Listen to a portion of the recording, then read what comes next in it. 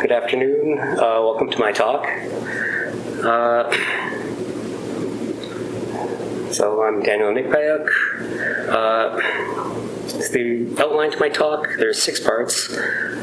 Introduction, motivation, interrogation, method equip, proof assistant, and applications. So to start with my introduction, who am I? I'm a self-taught coder. I've been programming in C++ since 2005. I don't currently work in the tech industry. I have a Bachelor of Arts majoring in math, minoring in econ. I'm an Inuit person, specifically Inuvialuk from Canada's Western Arctic.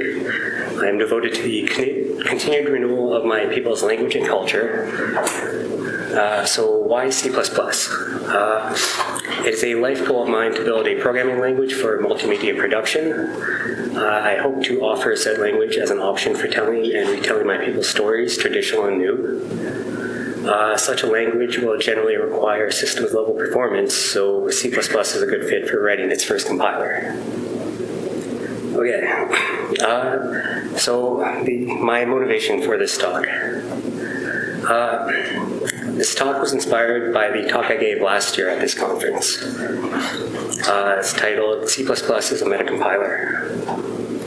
The main idea behind that talk was to demonstrate a theory-based metaprogramming technique, which in practice allows us to inject function code into the compiler's syntax tree. In effect, C++ compilers can create constexpr functions from string literals to be used either at compile time or at runtime. This is C++ 17. So I call a compiler with such an ability a metacompiler. Although this talk is not intended to be a direct continuation of last year's, it is still related as its techniques are used in the designs presented here. As such, I offer a quick summary. In particular, a metacompiler is such that it turns string literals like this. So here we focus on the yellow string. So this is a program. It's a Lisp-like language.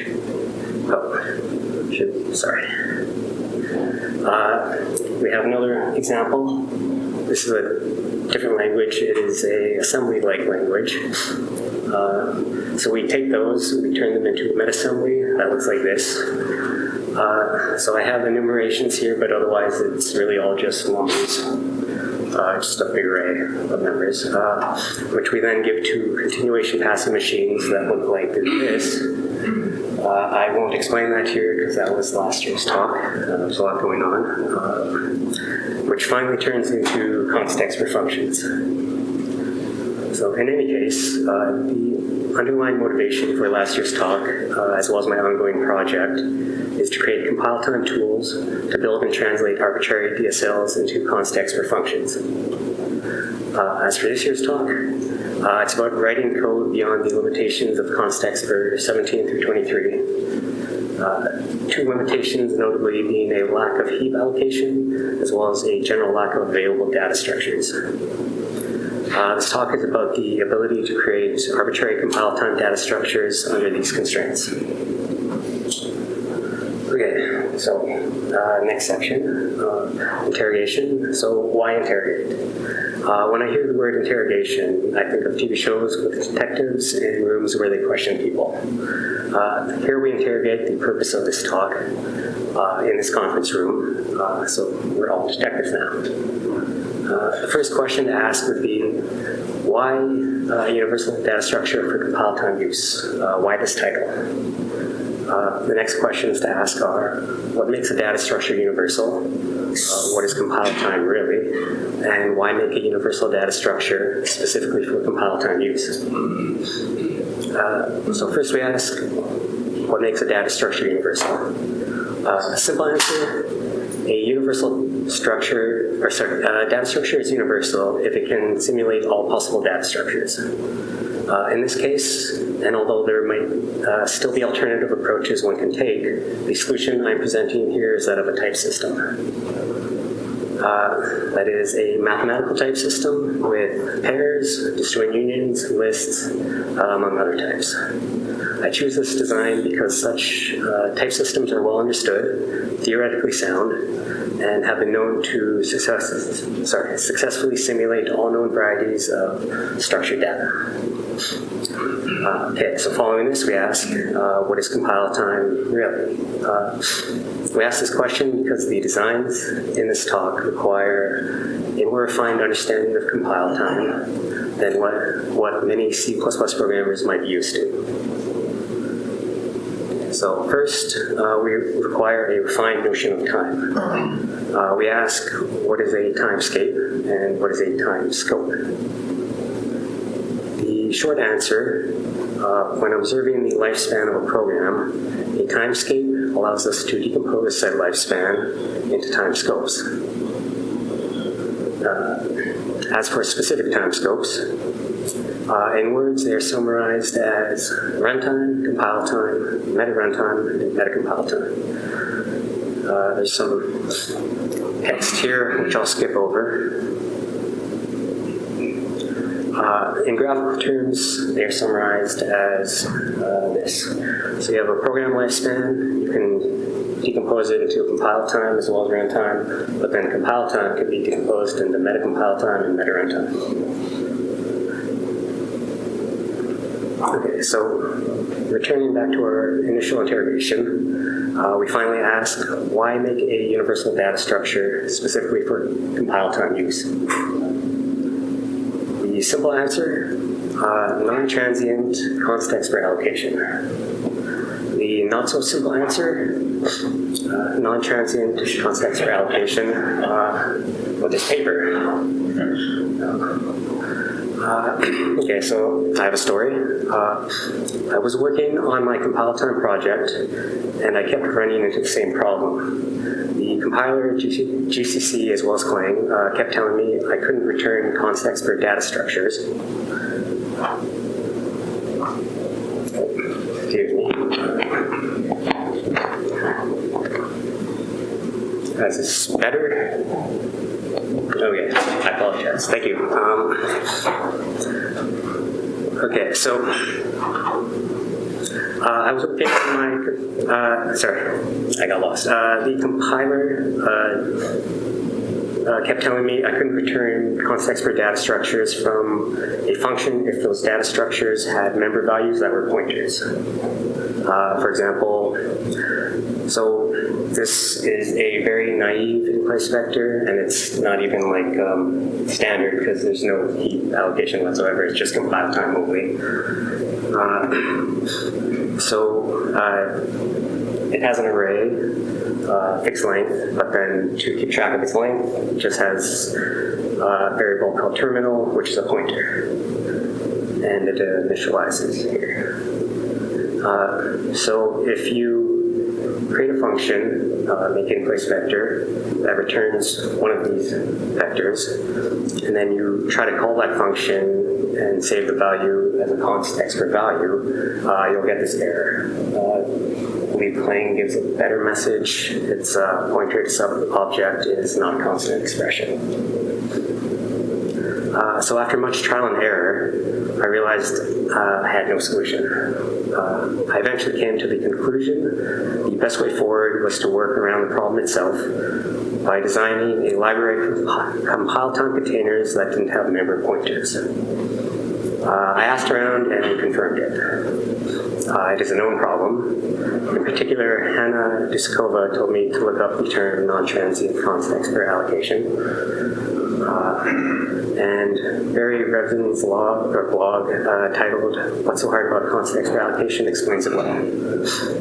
Without going into detail, if we are allowed general-purpose constexpr allocation, there would be code compilations where, for example, the compiler would allocate an object at compile time, but then deallocate it at runtime, leading to serious bugs.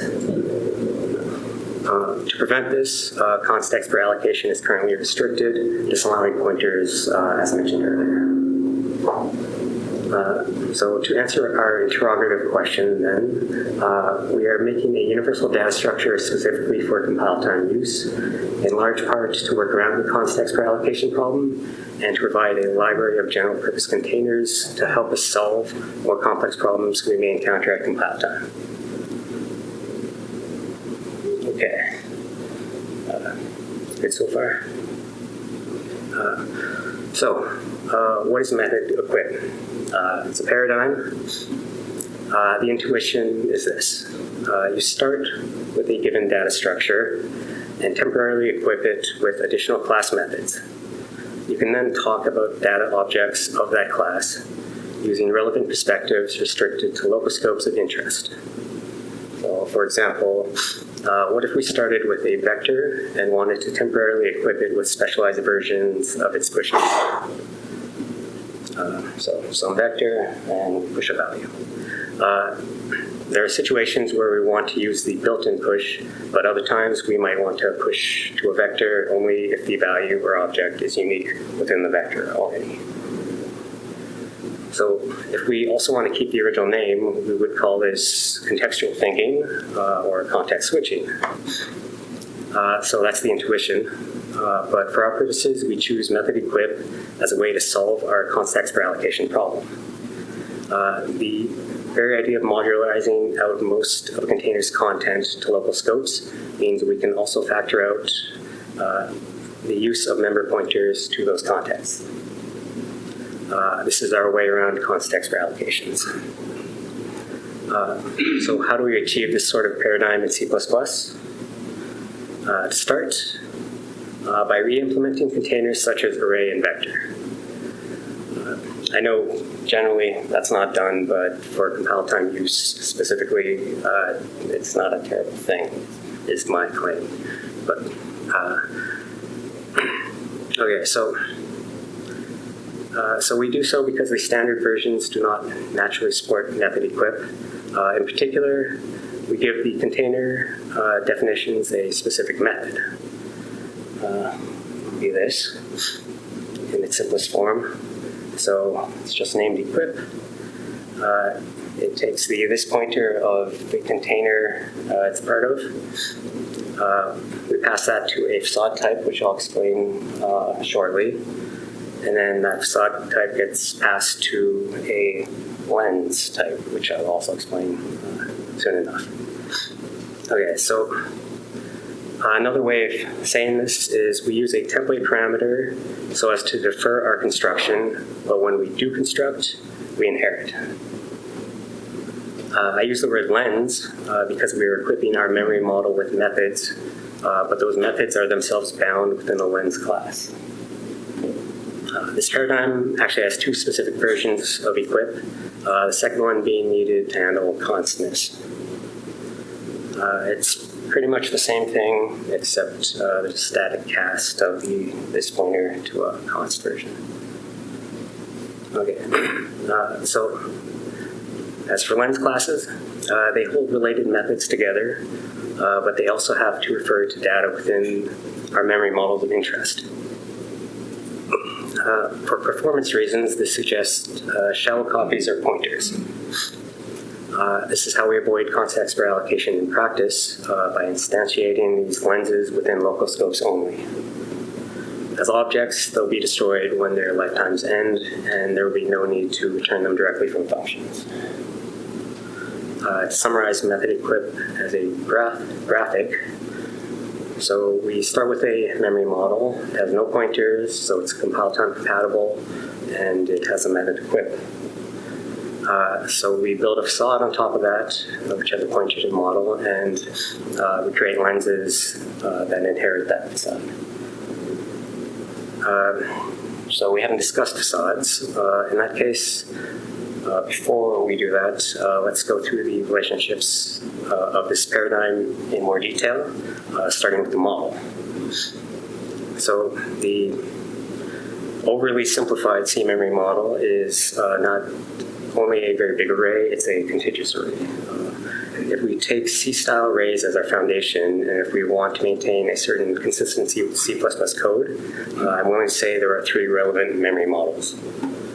string literals, arrays, and vectors. To show one such model in code, we have this. So it's a vector model, templated. This is its memory, so it's an array of fixed size.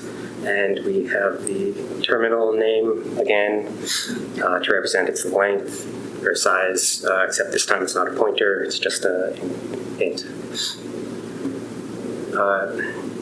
And then it has just a bare minimum of methods for accessibility purposes, so begin and size and set size. I didn't write it in here, but the method equip would be in there as well. I just wanted to fit it all on the screen. Okay, so next in our paradigm is the facade. Intuitively, our lens classes maintain pointers to memory models, but for the sake of refactoring, we add facades as an extra level of indirection. Facades hold pointers to models instead of the lenses. Lenses then inherit from facades. Okay, so we have a vector facade. It assumes a generic model as a template. It holds a model, or it holds a pointer to the model. And I haven't highlighted it here, but it just copies the exact same methods its original model has, just for convenience. Okay, so the second major reason for introducing facade classes is to promote subcontainer interfaces. So we have an array, we have a start and a finish, assuming it's fixed length.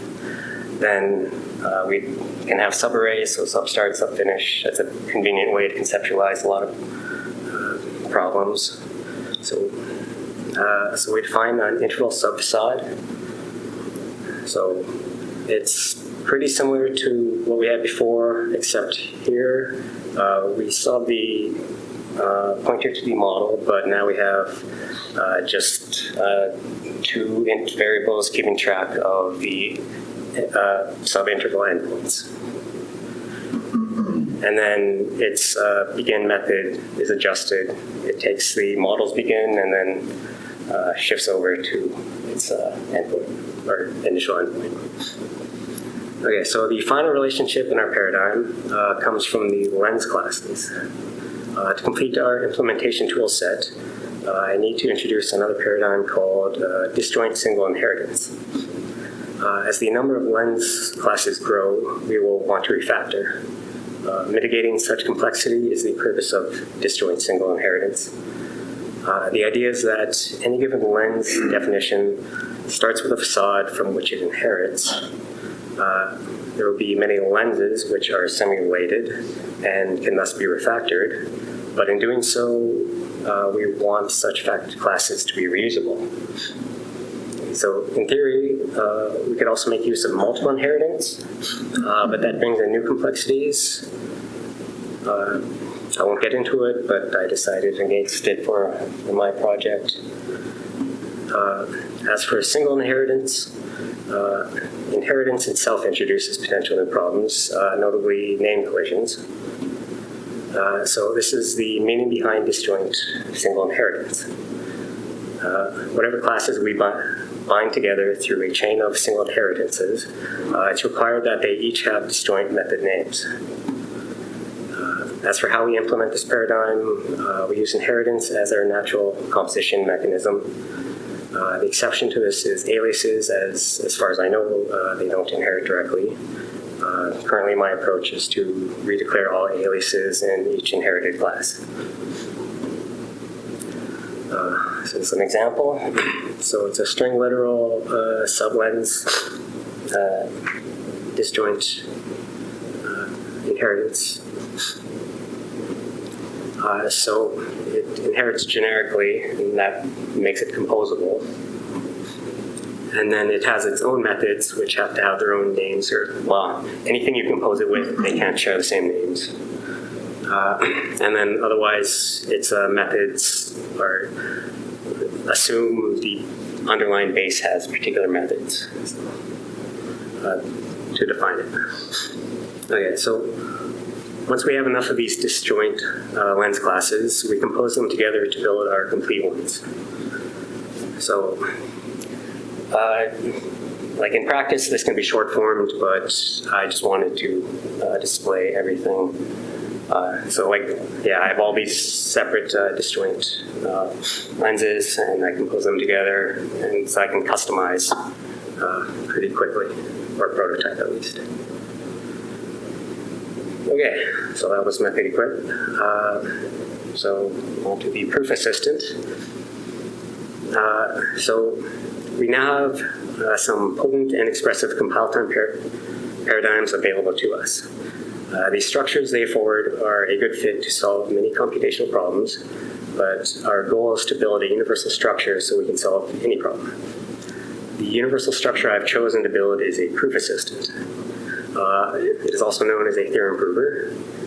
Interactive theorem provers already exist in programming languages such as Rock, Lean, Idris, Isabelle. Our proof assistant will not be interactive. It is based off of formal logic, specifically type theory. I take my theoretical designs from two sources, type theory and functional programming textbook, and homotopy type theory, also a textbook. So why build a proof assistant? Better question, what are proofs? The simple answer, proofs are evidence that we verify the truth of some logical claim. In C++, we have concepts. We have requirements and satisfiability conditions, which the compiler checks for us. To an extent, when we write concept definitions, we're already writing proofs. So my thinking is, if we're going to build a universal data structure, we might as well build one which can also verify truths about our data and its structure. The other reason for choosing this style of proof assistant is because it is based on type theory. In C++, we have a type system to validate our code. A proof assistant based on type theory means we can validate our code and we can verify it beyond what C++ currently allows. As for proofs, the word proof itself might sound scary to some, so let's discuss this a bit. If we're building a proof assistant, it means we're dealing with math proofs. This isn't a math conference though, so I won't go heavy into the logic. I aim to show here these sorts of proofs programmers want to build aren't much different than the ideas you've already been working with in languages like C++. Okay, so we start with an intuitive introduction. When we think of math proofs, we think of something like this. Theorem, the negative of -5 is 5. Okay, as for our proof, we start by saying that -5 plus 5 is 0 as an assumption. But then also if -5 is a number on its own, then the negative of -5 plus -5 is also 0. So now we start with the negative of -5. It's the same as wrapping it in parentheses, and that's the same as adding 0 to it, which from earlier we know is equal to -5 plus 5. So now we shift the parentheses, so we get the negative of -5 plus -5, which we know to be 0, and that reduces to 5. And that is our proof. So that's our proof, but how do we write it as computer code? How do we represent a proof in memory? We can write it as is, as string literals. After all, math notation has been around for pretty much ever. It's pretty stable. Then again, our verification system would likely take a performance hit, having to parse what is meant to be human-readable proofs. Okay, so we could instead come up with our own internal representation for proofs, such as the temporal logic of actions, TLA Plus by Leslie Lamport. Instead, we're taking the approach based on what's known as the Curry-Howard correspondence. This type theoretic approach recognizes a strong similarity between type systems and proof systems, and in effect refactors them into one. So make more sense with some examples. In type theory, you start with atomic types. So lowercase a is of type uppercase A. In C++, your atomic types would most naturally be the built-in integer types. So for example, 17 is of type int. Okay, so from atomics, we then build compounds. The most basic compound type is a product, so A times B. In C++, to keep things simple, this equates with two tuples or the pair type. In functional programming, the second most basic compound type is the coproduct. Special notation for it. In C++, this equates with union or variant types. In functional programming, all data structures built out of atomic, product, and coproduct types are generally called algebraic data structures. From there, we introduce recursive data types. So for this talk, I'll just mention list types. I'm not going to read this out, but in C++, list types equate with linked lists.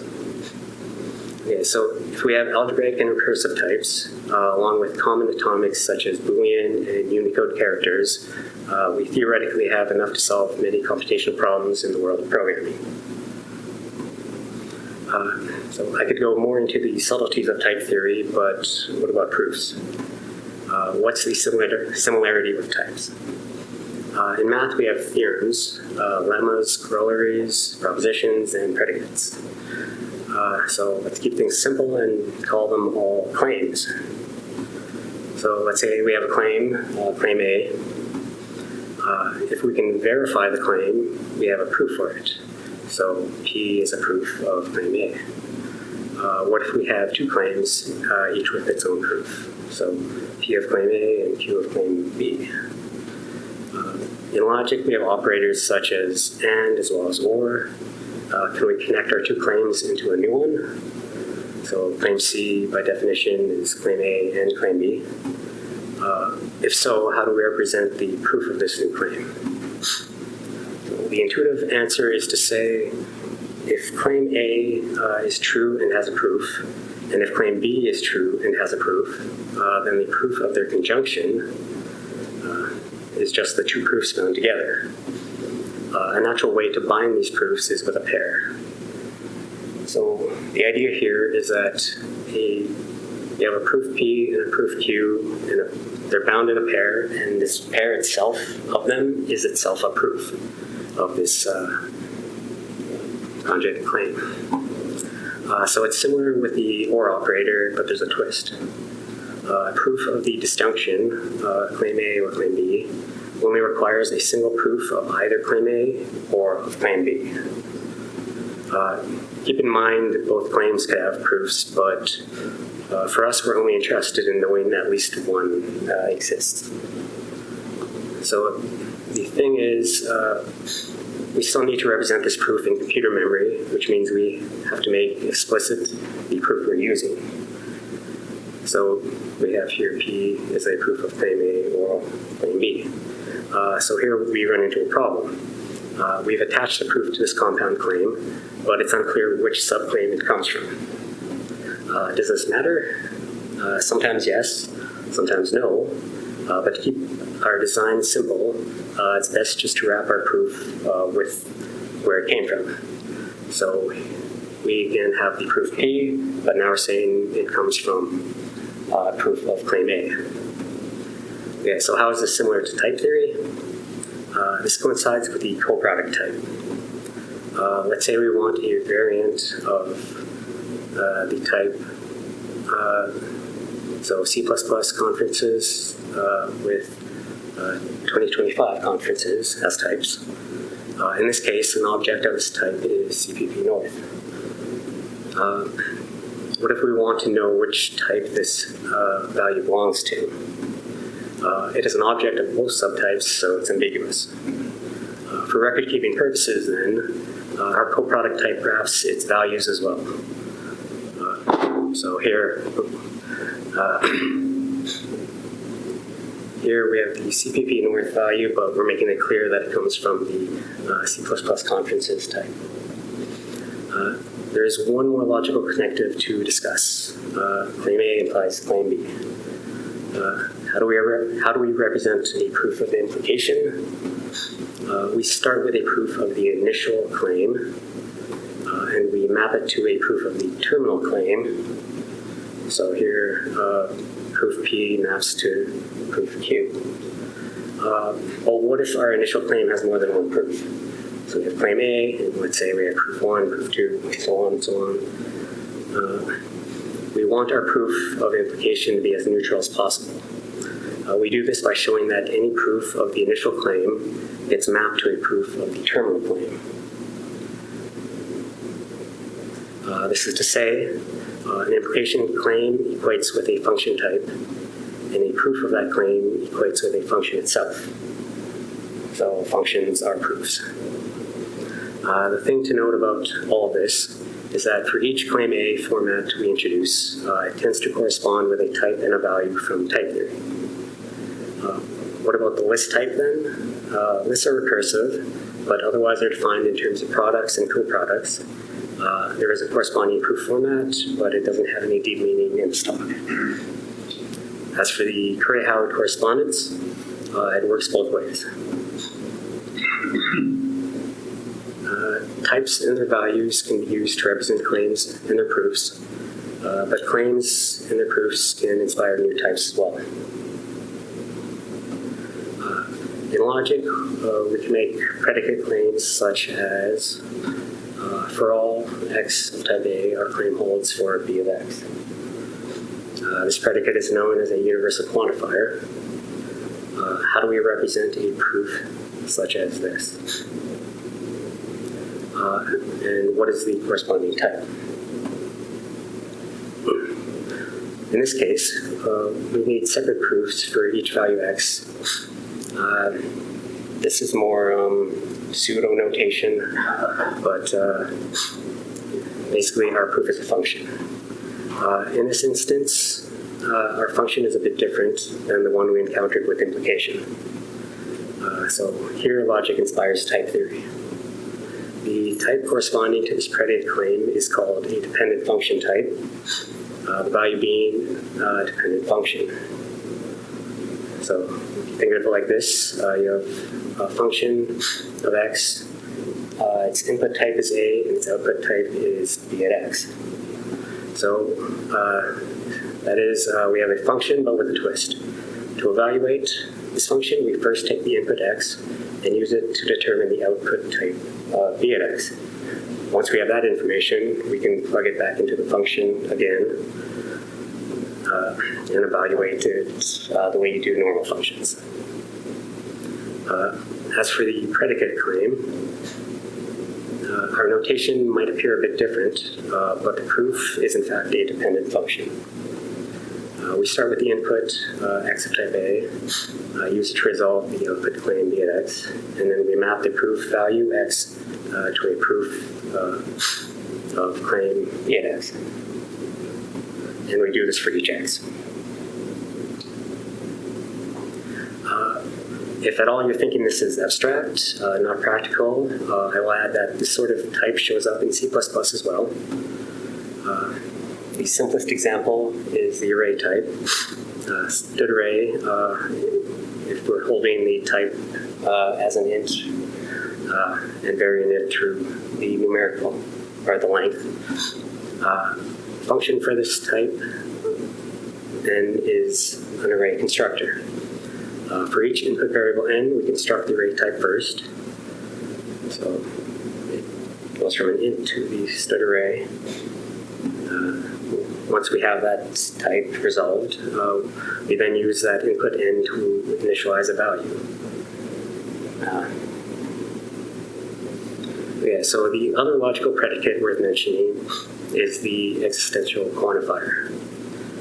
It reads, there exists x of type A such that our claim holds for B of x. In this case, we represent a proof using what's called a dependent pair.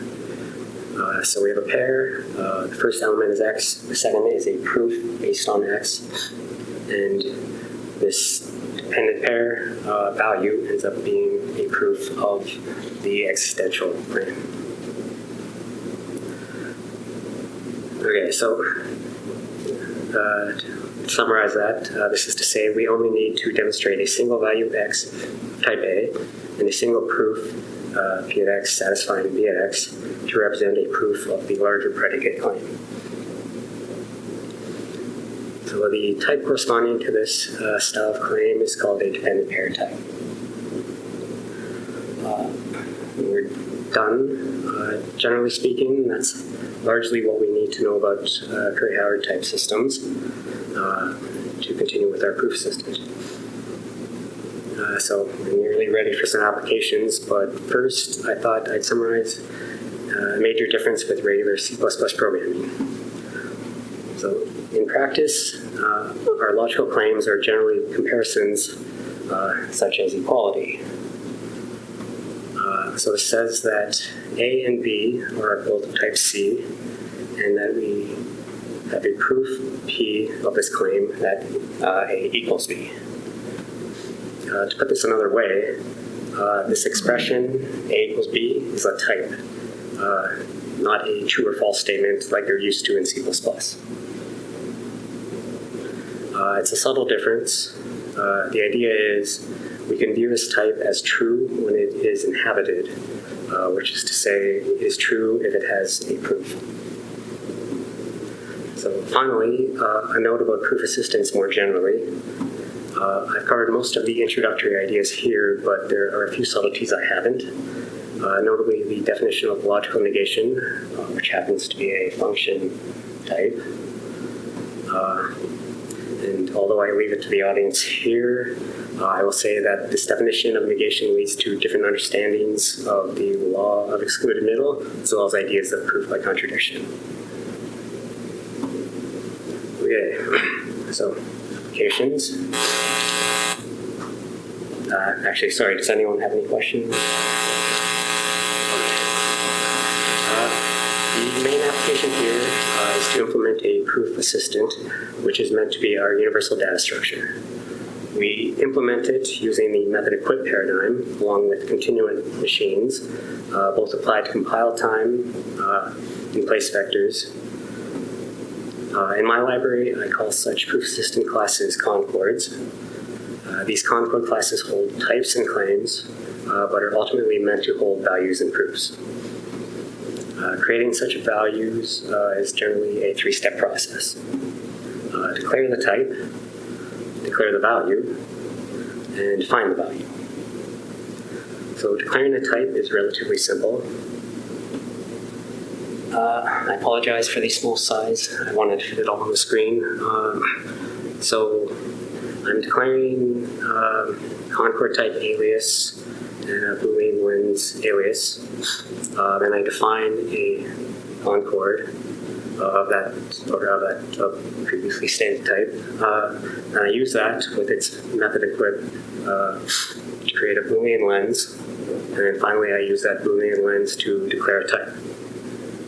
It's not shown here, but if I wanted to create other types, I would reuse the same Concord to equip it with lenses of other types, and then I declare those types accordingly. Okay, so when I declare the type, it returns as a Boolean icon. The icon object returned is defined to be a class wrapped around a C++ int type. The wrapper helps with C++ type checking and otherwise has the purpose of keeping track of where within the Concord our type info is located.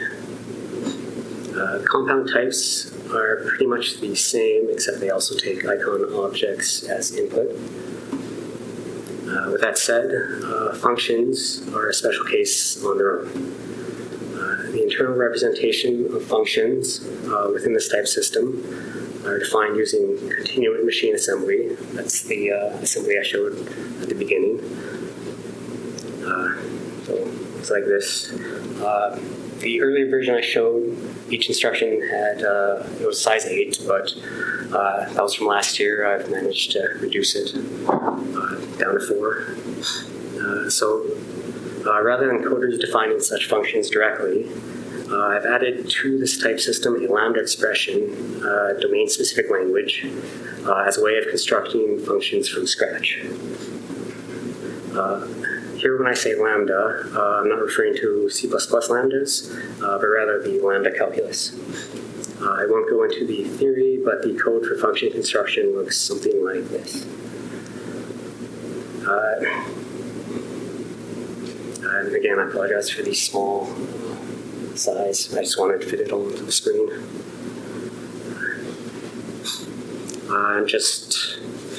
Like this. On the one hand, it looks a bit tedious, but it's intended to be low level. I get more into that later. So as for declaring a value, it's straightforward. We only need pass the icon to the declaration method.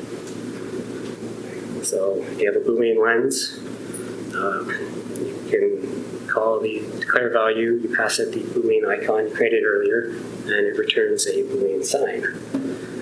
To distinguish Concord value entries from type entries, we return a sign wrapper in contrast to the previous icon wrapper. So signs just signify values and icons types. Finally, we define values. So again, with our Boolean lens, define value, we pass it the sign that we created, and we assign it an actual literal value, in this case true. Yeah, so moving forward, there is another component to our type system design worth mentioning, serialization. Designing these Concord classes to be serializable has one major purpose here. It mitigates compile times. It does this in 2 ways. First, the internal representation as an in-place vector is easy to write out to file and equally as easy to read back in as a constexpr object. To be clear, this only works with predefined file names.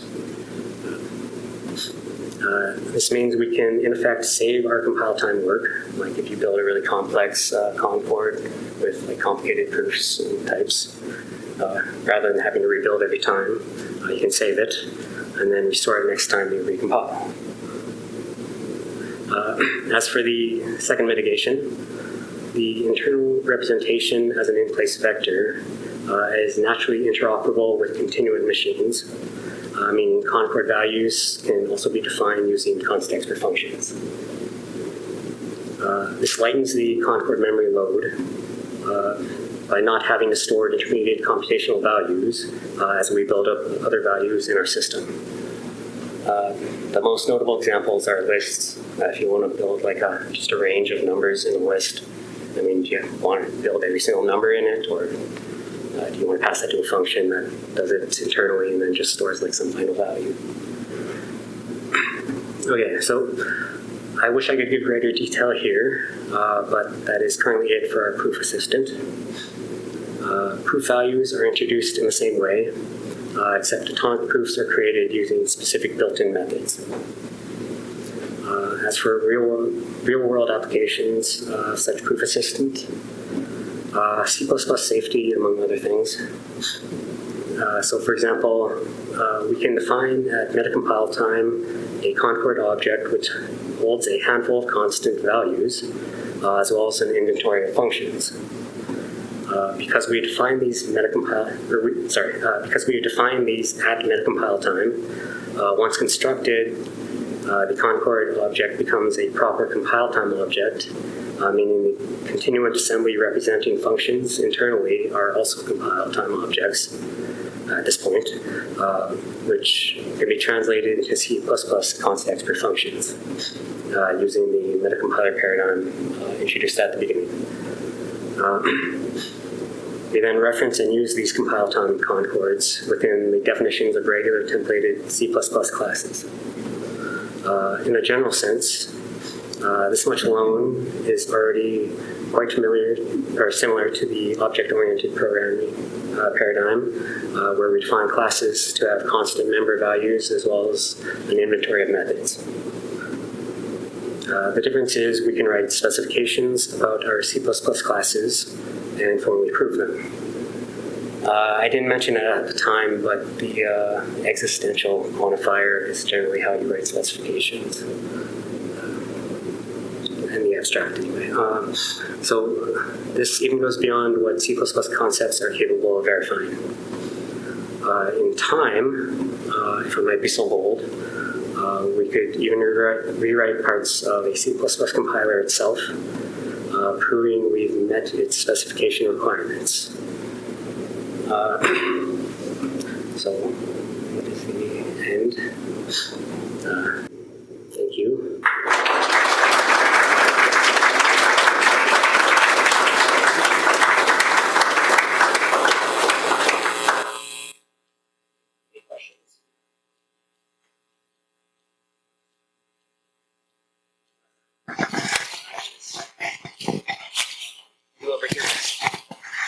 Hey, question. The question I had is about if there's a mechanism that you've contemplated for representing temporal claims.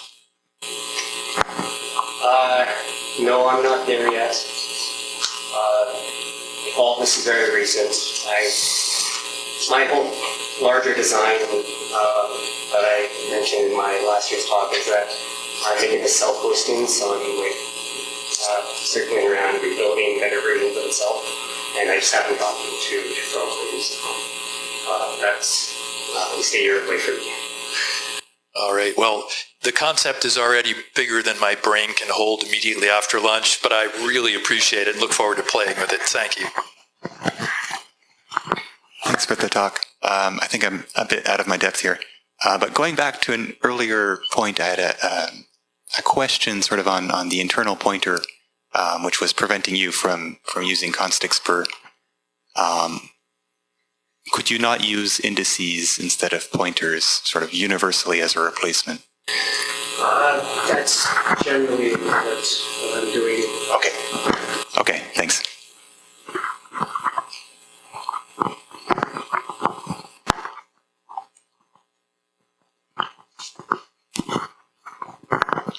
So in the Curry-Howard correspondence between implication and functions,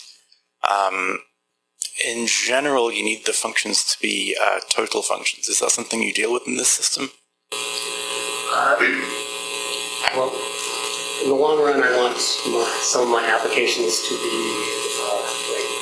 to work on compilers that are more like that have the C model, but it is very initial type system proof of systems. I'm very much making it functional and staying that way. And then some of the DSLs I build, I can use it to build their type systems, and they'll probably be more